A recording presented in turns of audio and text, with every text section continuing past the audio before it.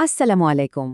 গাজায় চলমান যুদ্ধ নিয়ে যখন কথা হয় তখন প্রায়শই একটা দিক আমাদের আলোচনার বাইরে থেকে যায়, আর সেটা হলো খোদ ইসরায়েলের ভেতর থেকেই আসা জোরালো সমালোচনামূলক দৃষ্টিভঙ্গি।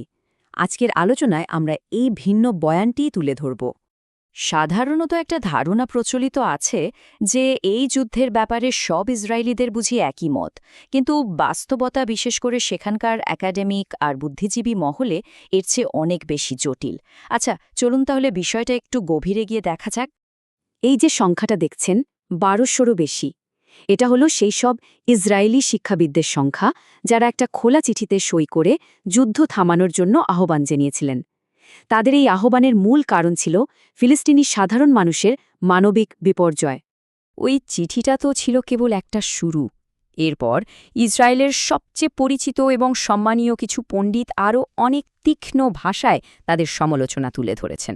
এদের মধ্যে একজন খুব গুরুত্বপূর্ণ ব্যক্তি হলেন অধ্যাপক আমোস গোল্ডবার্গ। তিনি হলোকাস্ট বা ইহুদি গণহত্যার একজন শীর্ষস্থানীয় গবেষক। ফলে ঐতিহাসিক নৃশংসতা নিয়ে তার কাজ তার দৃষ্টিভঙ্গিকে একটা অন্য মাত্রা দিয়েছে। এখন এই স্লাইডটার সবচেয়ে গুরুত্বপূর্ণ দিকটা দেখুন। অধ্যাপক গোল্ডবার্গ সরাসরি গণহত্যা শব্দটা ব্যবহার করছেন। ভাবুন একবার, একজন ইসরায়েলি হলোকাস্ট গবেষকের কাছ থেকে যখন এমন একটা বক্তব্য আসে, তখন সেটার ওজন এবং তাৎপর্য কতটা বেশি। একই রকমভাবে আমরা আরেকজন বিখ্যাত গণহত্যা বিশেষজ্ঞের কথা বলবো। তিনি হলেন অধ্যাপক ওমার বার্তোভ, যিনি নিজেও একজন ইসরায়েলি বংশোদ্ভূত পণ্ডিত। এই সংঘাত নিয়ে তিনিও খুব কঠোর সিদ্ধান্তে পৌঁছেছেন। তো বার্তোভের যুক্তির মূল বিষয়টা হল, গাজায় যা হচ্ছে তা শুধু বর্তমানের সংকটই নয়, এটা আসলে ইসরায়েলের ঐতিহাসিক স্মৃতি আর জাতীয় মূল্যবোধেরও একটা বিকৃতি। তিনি বলছেন হোলোকাস্টের স্মৃতিকে এখানে ভুলভাবে ব্যবহার করা হচ্ছে। গোল্ডবার্গ আর বার্থোভেরের মতো পণ্ডিতরা যে এই গণহত্যা শব্দটা ব্যবহার করছেন, এটা কিন্তু কোনো বিচ্ছিন্ন ঘটনা নয়, বরং এটা বিশ্বজুড়ে একটা বড় এবং খুব সিরিয়াস একাডেমিক আলোচনার অংশ হয়ে উঠেছে। তাদের যুক্তিটা ঠিকভাবে বুঝতে হলে আমাদের আগে জানতে হবে গণহত্যা শব্দটার একাডেমিক সংজ্ঞাটা আসলে কি। দেখুন, সংজ্ঞা অনুযায়ী গণহত্যা মানে শুধু অনেক মানুষ মারা যাওয়া নয়, বরং এর পেছনে একটা নির্দিষ্ট গোষ্ঠীকে আংশিক বা পুরোপুরি ধ্বংস করে ফেলার উদ্দেশ্য থাকতে হবে। আর এই ব্যাপারটা কিন্তু শুধু কয়েকজন শিক্ষাবিদের মধ্যে সীমাবদ্ধ নেই।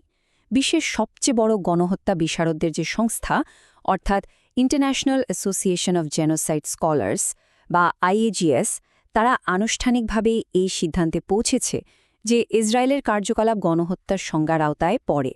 এটা কিন্তু বিশেষজ্ঞদের মধ্যে একটা ক্রমবর্ধমান ঐকমত্যের ইঙ্গিত দেয়। আচ্ছা, একাডেমিক আলোচনার জগৎ থেকে বেরিয়ে এসে এবার একটু দেখি সাধারণ মানুষের কাছে এই খবরগুলো কিভাবে পৌঁছায়।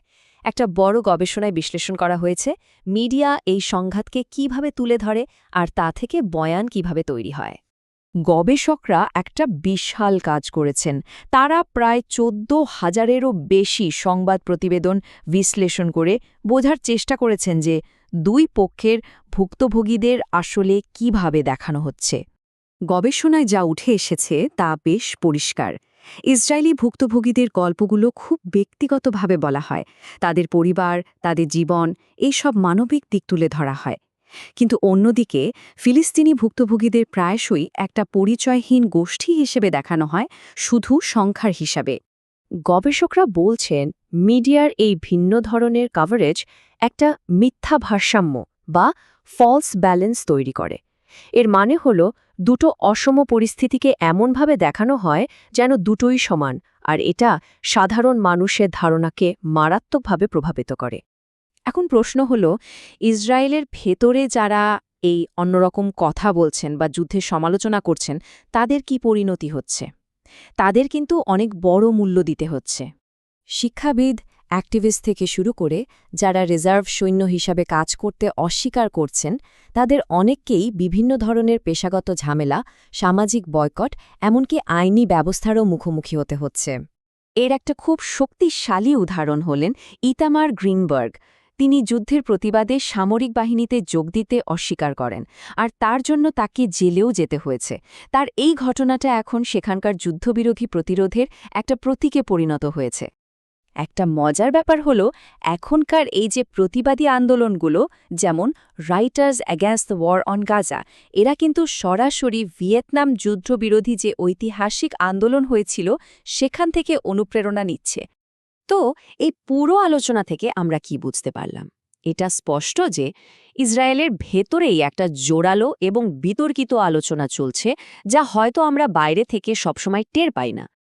একদিকে যেমন একটা শক্তিশালী যুদ্ধপন্থী বয়ান আছে, যেটা নিরাপত্তা আর আত্মরক্ষার অধিকারের কথা বলে, ঠিক তার পাশেই কিন্তু আরেকটা সমালোচনামূলক বয়ানও আছে, যেটা মানবাধিকার, আন্তর্জাতিক আইন এবং নৈতিকতার কথা বলে।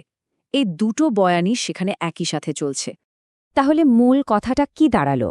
এটাই যে ইসরায়েলি দৃষ্টিভঙ্গি বলে একক কোনো জিনিস আসলে নেই, বরং আমরা যা দেখছি তা হলো একটা সমাজ তার নিজের ভেতরেই গভীর বিভাজন নিয়ে লড়াই করছে। আর এই নথিভুক্ত তথ্যগুলোই ইসরায়েলের বুদ্ধিজীবী মহলে একটা গুরুত্বপূর্ণ যুদ্ধবিরোধী আন্দোলনের প্রমাণ দেয়। সবশেষে এই পুরো বিষয়টা আমাদের একটা গভীর প্রশ্নের মুখোমুখি করে। একটা দেশের ভবিষ্যৎ কেমন হতে পারে যখন সেই দেশেরই ইতিহাস আর গণহত্যা বিশেষজ্ঞরা, যারা জাতির সবচেয়ে বড় বিপর্যয় নিয়ে গবেষণা করেন, তারাই বলছেন যে ইতিহাস হয়তো আবার পুনরাবৃত্তির ঝুঁকিতে আছে।